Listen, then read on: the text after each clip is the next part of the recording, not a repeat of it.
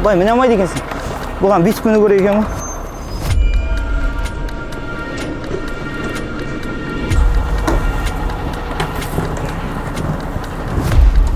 Рахмет аға, сізге сәттілік. Көке, міне аламыз ба?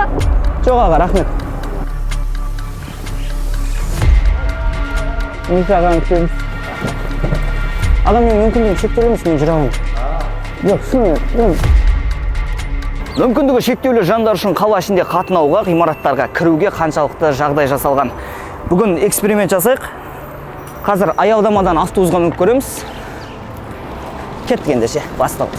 Қалай қыламыз? Біреуді көмекке шақырамыз ба? Бұған міну үшін былай міне алмайды екенсің. Бұған бүйтіп міну керек екен ғой. Қазір автобус күтіп тұрық, бірақ автобусқа мінетін пандус болу керек емес па? Бетоннан құйылғанша.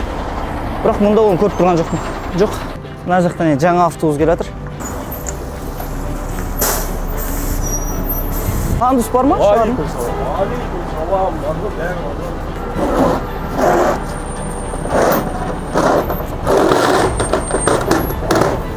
Респект.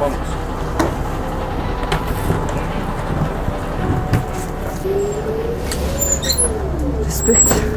Жаңа автобустарымыз бар екен. Басқа да автобустарды көреміз.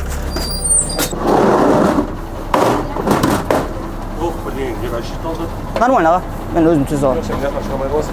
Ағаға респект. Рахмет. Қарақ қойыңыздар. Рахмет аға. Сізге сәттілік. Көке, міне аламыз ба? Мінейін ба ішіне? Жаңа автобусға мінейін дедім, жаңа автобустарда жоқ екен. Ескілеріне не қайыр, не қайран. Біз мына автобустарға вообще міне алмайды, мүмкіндігі шектеулі адамдар. Олардың бәрін ауыстыру керек қой, қай заманғы автобустар. Мыналарға мүлде, пандус мүлде жоқ. Жоқ аға, рахмет. Біздің халық қайырымды ғой үкіметке қарағанда. Деген мен жасап қоюға да болады ғой. Кішкентай ғана цемент кетеді ма, Мұнда арбаға танылғандардан бөлек басқа да мүмкіндігі шектеулі жандарға мүмкіндігі шектеулі деген белгісі бар. Парковка жоқ, мына жақта түсірші. Ол болу керек емес пе негізі? Барлық орын босамай қалса, ана жақтағы орын босаса, олар қалай барады? Тұрып текпе-шекпе шығып кетемін ба? Қалай ол? Мына жерде белгі қайда? Кім кіргізеді мені?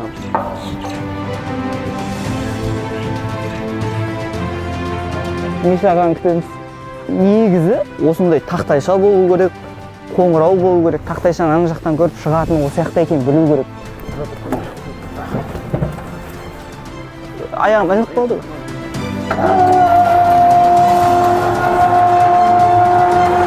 Қорқынышты жағдай. Аха, адамдар керек. Негізі ма? Көтерілуге мүмкіндігі жоқ тұр. Жоқ, аға, рахмет сізге айтып тұрғаныңызға, бірақ әжетханаға қарай мұнда деп белгі болу керек, орналасу керек, арнайы мүмкіндігі шектеулі адамдарға ше. Аға, мен мүмкіндігім шектеулі емес, мен жүре аламын. Жоқ, шынымен, жаңа журналистпіз ғой енді. Осының көтерілетін істейді екен, жақсы істеп тұр да барлығы ше. Қызметкерлерге рахмет, күзетші аға бірден жүгіріп шықты. Одан звонок болу керек, ол орнатылмапты. Сонда бұл мекемеде жалпы мүмкіндігі шектеулі адамдарға дәретхана жасалмаған, арнайы. Бірден айтайық, біздің мақсат дәрігерлерді сынау емес. Билік басындағыларға ескерту. Біздің ақ қабатты абзал жандарға деген құрметіміз ешқашан төмендемейді. Мынау белгісі тұр, шақыру белгісі тұр. Қоңырау шырылдады ма іштен әпке? Врач емес, екінші этажды көру керек еді.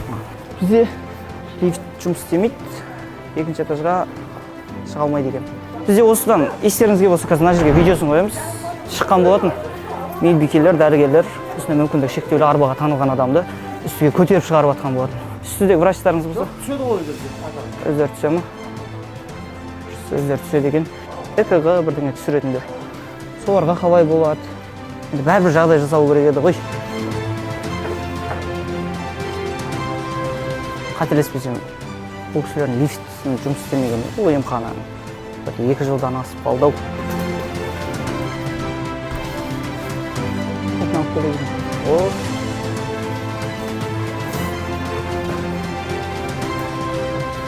Жақсы бәрін бәрі жасағым.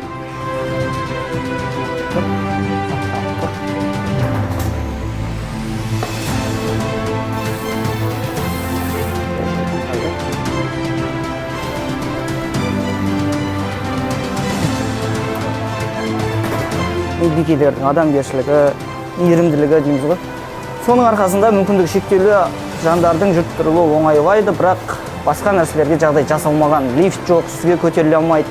Келесі тағы қандай эксперимент сүрейік, комментарийға жаза кетіңіз, және осы мүмкіндігі шектеулілерді жандардың жағдайы Қазақстанда қалай жасалған, Жамбыл облысында қалай жасалған, комментарийға жаза кетіңіз.